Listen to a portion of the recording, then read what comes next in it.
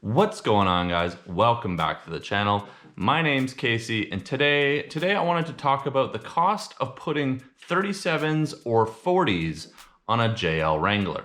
In my previous vlog a couple weeks ago when I was out off-roading, I brought up the topic of maybe buying a new Jeep, and so I got to thinking, well, I wonder what it would cost me for mods to be able to run some different tire sizes. Would I buy a Sport or would I buy a Rubicon? I've seen several people talk about why wouldn't you just buy a Sport if you're gonna rip out the axles and just replace some of the core elements of what makes a Rubicon. And I thought, well, why don't we make a video? Because I think probably you guys would be interested in knowing some of that information as well. Suspension, armor, and accessories pretty much stays the same whether I'm buying a Sport or a Rubicon, but the drivetrain components change somewhat depending on if it's a Sport or a Rubicon, and definitely changes whether you want to run 37s or 40-inch tires. So let's talk about the big cost. One of the big differences between a Sport and a Rubicon is going to be the axles and the axle features. In the front of the Rubicon, you're gonna have the Dana 44 axle. That axle is beefier and stronger than what we've seen previously in the JK. Now, inside of the axle, the Rubicon, the big difference is the electronic lockers that it comes with. That can be quite a hefty expense to put aftermarket lockers into your axles. The Sport comes with a Dana 30 in the front, and that's gonna have a smaller ring and pinion. As well, it's not gonna have lockers in the front or the rear, so that is something that needs to be upgraded. Now, if I'm looking at even 37-inch tires, I would not want to run 37-inch tires on that Dana 30. I would be looking to upgrade that. Now, the Pro Rock 44 is what I have in my JK now with my 37s, and it's Dynatracs axle that they have recommend for 37-inch tires. And I think with the new upgraded JL front axle on the Rubicon, it's going to be a lot more sturdy running larger tires, even if Jeep doesn't guarantee it.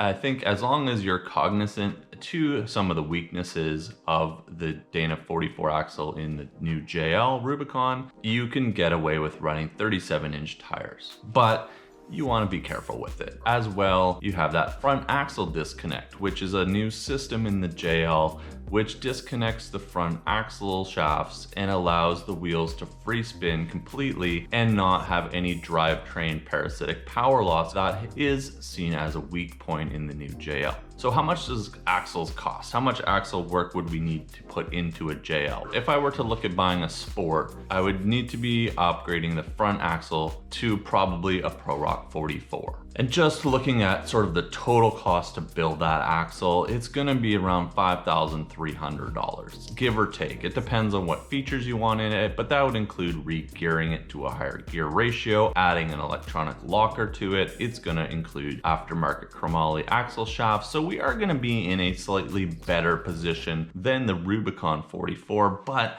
that is a fairly significant cost. And you have to think, do I really need to have that Pro Rock? And am I saving enough by going to a Sport over a Rubicon? As well, when you buy that front Pro Rock axle, it's gonna be re-geared to maybe 488s, 513s, and you're going to also need to re-gear your rear axle as well. And that generally is gonna be around $600 or $700 to do that one axle. Now, the Rubicon is gonna come with 410 gears. Now, a lot of people do get away with running 37-inch tires without re-gearing on the 410s. A lot of people talk about losing 7th, maybe 8th gear if you have an automatic, and they say, you know, re-gearing would be nice, but not necessarily a requirement. The Sport on 37s, I definitely would be thinking about re-gearing, especially we're gonna be adding a front axle, and that's gonna be re-geared, and then we're gonna have to re-gear the back as well. We would be installing a locker. So generally the labor and ring and pinion is around $600.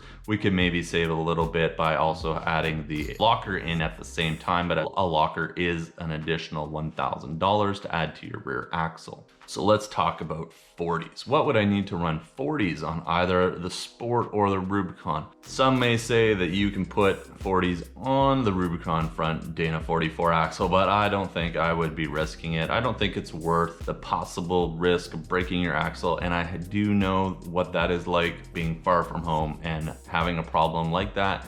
So I would be looking at purchasing much larger axles, both for the front and the rear. And this is where I think the core of the debate comes in, because why would you buy the Rubicon and spend that extra money if you're just gonna tear those axles out and put in something larger? So why not save the money and get the Sport?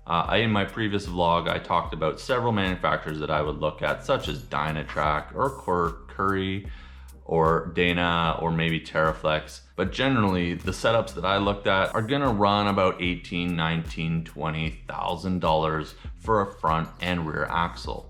But that is gonna come geared, it is gonna come with lockers in it, you're gonna have a tie rod on your front axle, it's gonna be set up for a hydro assist, you're gonna have axle shafts included in that, and big beefy steering knuckles to go along with that. As well, you're gonna get brakes, and those are gonna be upgraded brakes over the factory Rubicon or Sport brakes, and especially with those huge heavy 40-inch tires, that is gonna make a big difference in stopping.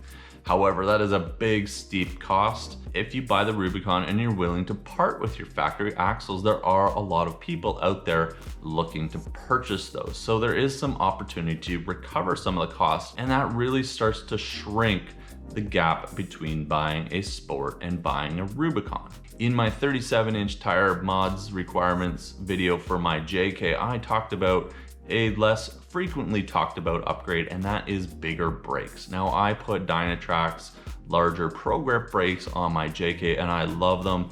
It offers me a lot more confidence when I'm going to stop my Jeep, and I definitely would be thinking about wanting to have larger and stronger brakes if I put 37s and definitely 40s on a JL. Now, as we just discussed, the larger axles you'd purchase to support 40-inch tires are gonna already have larger brakes. Now, something I learned in my research that I didn't know up till this point is that the JL Rubicon actually comes with larger brakes, 2 piston brakes in the front, and I believe the rotor is slightly larger on the Rubicon. And that is something I didn't know. And so I think that you can get away without upgrading your brakes if you want to run 37-inch tires on your Rubicon. But that is something I would be wanting to upgrade if I bought the Sport.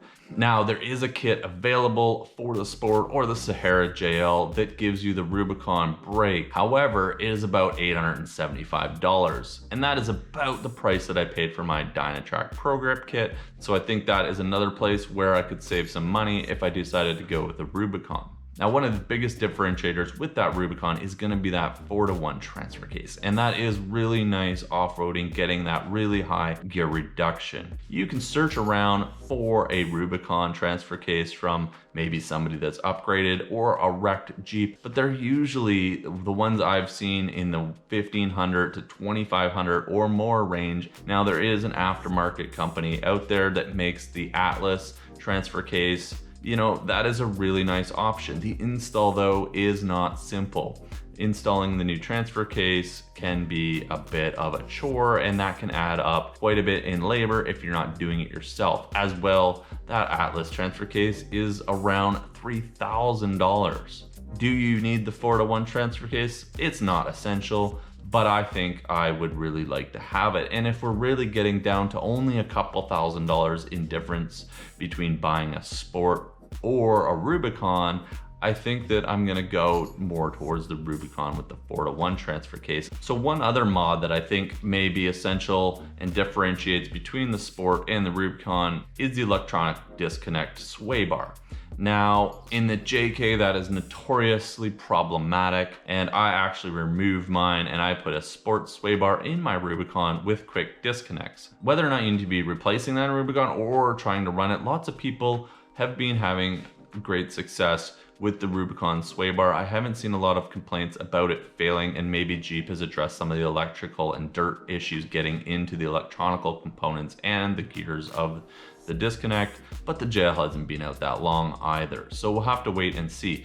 But you would have that electronic disconnect in the Rubicon and could start out with it and not incur any additional costs. In the Sport, you're either gonna need to get quick disconnects for it, which are usually $100 to $200, or you can look at something like the Anti-Rock from Curry, and it's about $500. Now that allows you to get a lot of your articulation off-road without having to go through disconnecting your sway bars every time you go out. Some people like them, some people don't. So how much does it cost to actually buy the Jeeps? We've talked about how much JLs cost in the past, and this is easily available information, but just a quick run through the configurator on Jeep.com. I built out a Sport with what I thought were the bare necessity for features, and it came in at around $44,000. I did the same with buying a Rubicon, and it came in at around $52,000. So there's about an $8,000 difference for a brand new Jeep between a Sport and a Rubicon. So I think I would be looking more towards the Rubicon. If you want to know the cost for all the mods, from armor to suspension to drivetrain to accessories, all the things that I would consider all the mods that I would want, I'm looking at around $32,000 to do 37s on a Rubicon. I'd be looking about $37,000 to do 37s on a Sport. And the total cost, if I'm looking to do 40s on a Rubicon, I would be about $47,000, and I would be at about $52,000 to upgrade to 40s on a Sport. That's not including the Jeep. So brand new Jeep Rubicon is gonna run about $52,000. So I always say to people, when you see these big, huge builds out there, aftermarket armor, suspension, and drivetrain, running 40s properly, you're into it for about $100,000, $105,000 on a brand new Jeep build. So I'll just leave you with those large numbers to think about. And we're gonna wrap this video up because I gotta get going. Thanks so much for watching this week's video. And don't forget, weekly uploads, so make sure you're subscribed to the channel. And I'll see you guys soon in the next upload.